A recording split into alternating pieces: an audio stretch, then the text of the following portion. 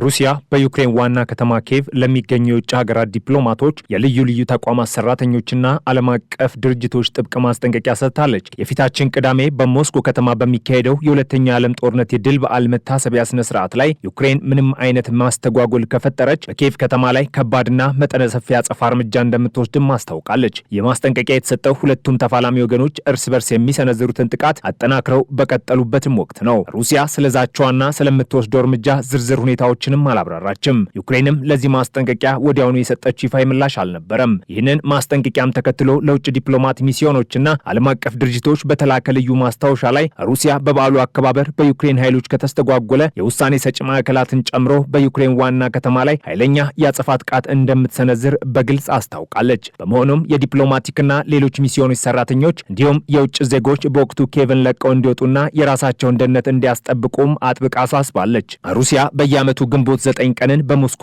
ቀይ አደባባይ በሚካሄደው እጅግ ግዙፍ ወታደራዊ ሰልፍ ትርኢት በድምቀት የምታከብር ሲሆን ከዚህ በዓል ጋር በተያያዘ ከግንቦት 8 እስከ 9 የሚቆይ የአንድ ወገን የተኩስ አቁም አውጃም ነበር። በሌላ በኩል ዩክሬን የራሷን የተኩስ አቁም ለግንቦት 6 አቅርባ የነበረ ቢሆንም ሩሲያ ይህንን የዩክሬን ጥያቄ ችላ ማለቷም ተሰምቷል። የዩክሬኑ ፕሬዝዳንት ቮሎዲሚር ዜሌንስኪ እንዳስታወቁት የሩሲያው ፕሬዝዳንት ቭላዲሚር ፑቲን ለግንቦት 8 እና 9 የሚቆይ የሁለት ቀናት ጊዜያዊ የተኩስ አቁም ማወጃቸውን ተከትሎ ዩክሬንም ከግንቦት 6 እኩለ ሌሊት ጀምሮ ተግባራዊ የሚሆን የራሷን የተኩስ አቁም አውጃለች። ነገር ግን ፕሬዝዳንት ዜሌንስኪ ትናንት በሰጡት መግለጫም የተኩስ አቁሙ ተግባራዊ መሆን ከጀመረበት ሰዓት አንስቶ እስከ አካባቢው ሰዓት አቆጣጠር እስከ ጠዋቱ 4 ሰዓት ድረስ ባሉ ጥቂት ሰዓታት ውስጥ ብቻ ሩሲያ ዩክሬን ያቀረበችውን የተኩስ አቁም 1820 ጊዜ መጣሷን ገልጿል። በዚህም ምክንያት ዩክሬን ሞስኮ ለግንቦት 9 የድል በዓል አከባበር ያቀረበችውን የተኩስ አቁም ጥያቄ ሙሉ በሙሉ ውድቅ ስለማድረጓም ተሰምቷል። ፕሬዝዳንት ዜሌንስኪ በምሽት መደበኛ ንግግራቸው ዩክሬን ለሩሲያ ትሰጥ ተመሳሳይ ያጸፋ ምላሽ እንደምትሰጥና ቀጣይ ወታደራዊ እርምጃዎቿንም በዚሁ ልክ እንደምትወስን አስጠንቅቀዋል። የዩክሬን የውጭ ጉዳይ ሚኒስትር አንድሪ ሲባሃ በበኩላቸው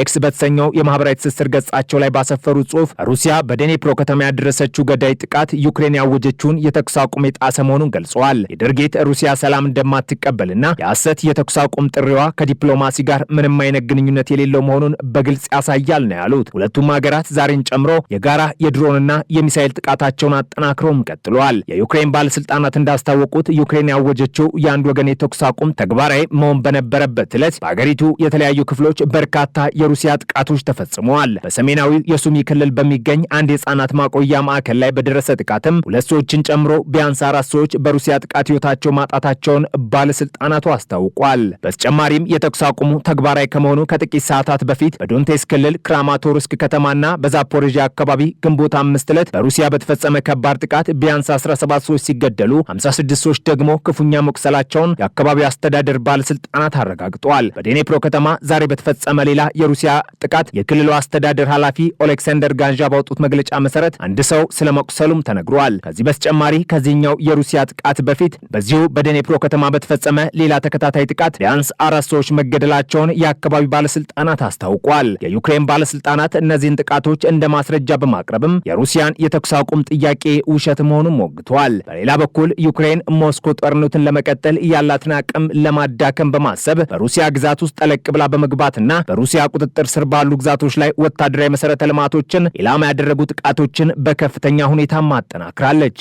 የሩሲያ ድንበር ከተማ በሆነችው ብሪያንስክ በተፈጸመ የዩክሬን ጥቃት 13 ሰዎች መቁሰላቸውም ተዘግቧል። ዩክሬን ወደ ሩሲያ ውስጣዊ ግዛት ጠለቅ ብላ በመግባት ከዩክሬን ድንበር በመቶዎች የሚቆጠሩ ኪሎ ሜትሮች ርቃ በምትገኘውና በታዋቂዋ የቮልጋ ወንዝ ዳርቻ ላይ በሰፈረችው ቼቦክሳሪ ከተማ ላይ ባደረሰችው ከባድ ጥቃት 2 ሰዎች ተገድለዋል። በዚህ ዕለት ሩሲያ ወደ ግዛቷ በተጠቃለለችው የክሪሚያ ባህረ ገብ መሬት ውስጥ በዩክሬን ድሮን በተፈጸመ ጥቃት 5 ሰዎች መገደላቸውን በክሬምሊን የተሾሙ ባለስልጣናት አስታውቀዋል። በሩሲያ የተሾሙት የክሪሚያ አስተዳደር አክሲዮኖቭ እንደገለጹትም ከሆነ የድሮን ጥቃቱ በሰሜናዊ ባህረ ገብ መሬት ክፍል የሚገኘውንና ትልቅ የወታደራዊ አየር ማረፊያ የሚገኝበትን ጃንኩ የተባለች ስትራቴጂካዊ ከተማ ኢላማ ያደረገ ስለመሆኑም ተናግረዋል። ድንበር ተሻግሮ የተፈጸመው ይህ የምሽት ጥቃትም ዩክሬን በሳምንቱ መጀመሪያ ላይ ያወጀችውን የአንድ ወገን የተኩስ አቁም በተግባር ያፈረሰ መሆኑ ተነግሯል። የሩሲያ መከላከያ ሚኒስቴር ባወጣው መግለጫ እንዳስታወቀው የሩሲያ የአየር መከላከያ ስርዓት በተለያዩ ክልሎች እንዲሁም ወደ ግዛቷ በተጠቃለለችው ክሬሚያና በጥቁር ባህር ክልል ሰማይ ላይ 53 የዩክሬን ድሮኖችን አምክኖ ጥሎታል። ከዩክሬን ጋር በሚዋሰኑ የሩሲያ ክልሎች ላይ በተፈጸሙት በእነዚህ የድሮን ጥቃቶች በርካታ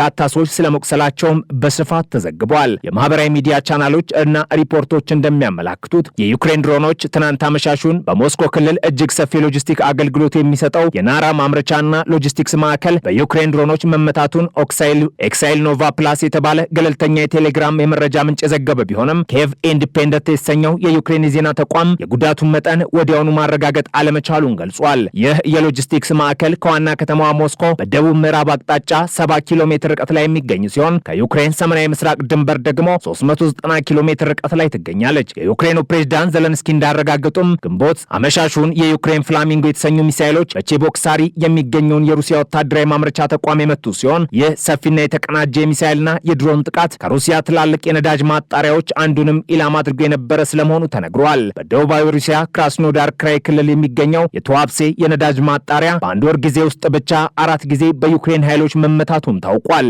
ግንቦት አንድ ምሽት የተፈጸመውን ከባድ ጥቃት ጨምሮ በሚያዝያ 16፣ ሚያዝያ 20 እና ሚያዝያ 28 ጥቃቶች መፈጸማቸውን የዩክሬን የደህንነት አገልግሎትና የጦር ኃይሎች ጠቅላይ ስታፍ አረጋግጧል። የኪየቭ መንግስት የኃይል ማመንጫና የነዳጅ ተቋማት ለክሬምሊን የጦር መሳሪያዎች፣ ታንኮችና ተዋጊ አውሮፕላኖች ነዳጅ እንዲሁም ለጦርነቱ ማስቀጠያ የገንዘብ ድጋፍ ስለሚሰጡ ትክክለኛና ህገ ወታደራዊ ኢላማዎች መሆናቸውን አጥብቆም ይከራከራል። እነዚህ ተከታታይና ወደ ሩሲያ ግዛት ጠለቅ ብሎ የሚገቡ ጥቃቶች ግንቦት 9 ከሚከበረው ደማቅ ወታደራዊ የሰልፍ ትርኢት በፊት በሩሲያ ህዝብና ባለስልጣን ዘንድ ከፍተኛ የደህንነት ስጋትና አለመረጋጋት ፈጥሯል። ፕሬዝዳንት ዘለንስኪ በሰጡት አስተያየትም የዩክሬን ድሮኖች በበዓሉ ቀን በቀይ አደባባይ ላይ ያንዣብባሉ የሚል ከፍተኛ ፍርሃትና ድንጋጤ በሞስኮ ላይ መንገሱን በመጠቆም ተሳልቆም ነበር።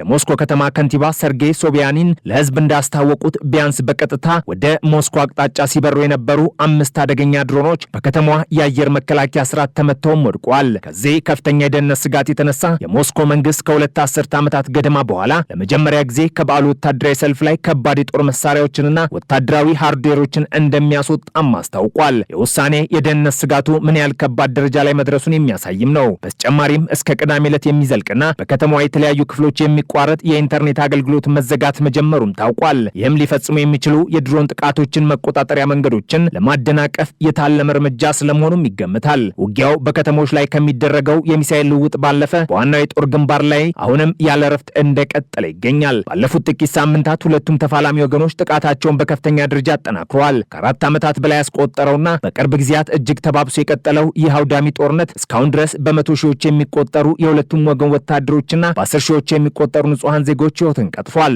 የከተሞች መሰረተ ልማት ወድሟል። በሚሊዮን የሚቆጠሩ ዜጎች ከመኖሪያ ቀያቸው ተፈናቅለዋል። ከሁለተኛው የዓለም ጦርነት ማብቃት ወዲህ በአውሮፓ አህጉር ታሪክ ውስጥ እጅግ የከፋና ደም አፋሳሽ ወደሆነው ደረጃ ያደገውን ይህንን ግጭት በሰላማዊ መንገድ ለመፍታትና ለማስቆም የሚደረጉ የሰላም ድርድሮች ብዛም መሻሻል ያላሳዩ ሲሆኑ በቅርቡ ከተቀሰቀሰው የኢራንና አካባቢ ግጭት ጋር ተያይዞ የዓለም አቀፉ ማህበረሰብ ትኩረት በመከፋፈሉ ምክንያት የዩክሬን ጉዳይ በድርድር መድረኮች ወደ ጎን ተገፍቷል። ሞስኮ ለሰላም ድርድር እንደ ቅድመ ሁኔታ ዩክሬን አሁን ላይ የራሴ ናቸው ብላ ካወጀቻቸውና በከፊል ከተቆጣጠረቻቸው 4 ክልሎች ጦሯን ሙሉ በሙሉ እንድታስወጣ አጥብቃ የምትጠይቅ ሲሆን ይህ የሩሲያ ቅድመ ሁኔታ በኪየቭ መንግስትና በምዕራባውያን አጋሮቿ በኩል ፈጽሞ ተቀባይነት የሌለውና ሉዓላዊነትን የሚጋፋ መሆኑን በግልጽ ተነግሯል። በዚህ ምክንያት ጦርነቱ መቼና እንዴት ሊያበቃ እንደሚችል ለማወቅ አዳጋች ሆኖም ቀጥሏል።